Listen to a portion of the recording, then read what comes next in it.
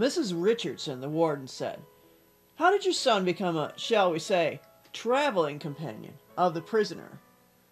I suffered a serious injury when the barge sank. The doctor was uncertain whether I would even survive.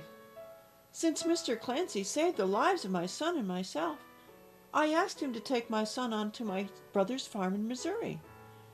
You had known this man only a few hours, the warden said.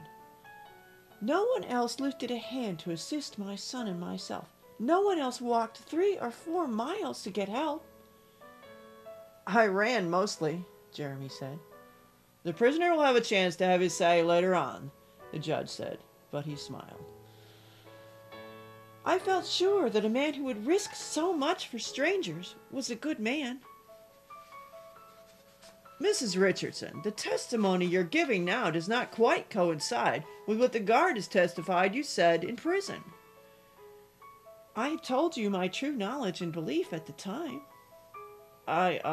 Mrs. Richardson, what knowledge do you have of the treatment your son received from the prisoner? Sir, I have no certain knowledge. It'd be hearsay to report on events I did not witness. Exactly what was the charge against the prisoner again? The judge asked. Kidnapping, Your Honor, the warden said. Let me put the boy on the stand. We can make him tell the truth. Son, how old are you? The judge said. 11, sir, Benny said. We've heard testimony from 2 adults. There's no reason to put this boy through any more than he's already suffered. Any more questions for this witness? No, Your Honor. Anything else you have to say? Anyone have anything relevant to this case?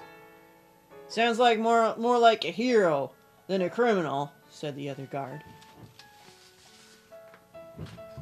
Prisoner, said the judge, you have a right to speak if you wish before this court makes a determination. It was the goodness and power of God that brought Benny Richardson safely back to his mother. I take no credit. The charge of kidnapping is dismissed. The court stands adjourned. Benny jumped into the air with a wild cheer. The men all stood up as Benny's mother rose from her seat.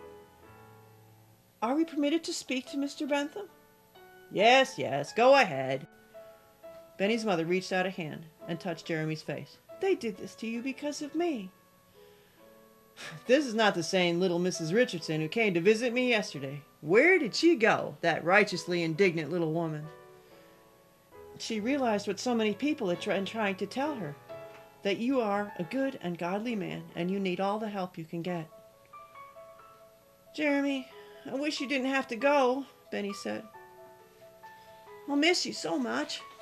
Oh, Ben, I almost wish you hadn't come. This makes it so much harder, seeing you again.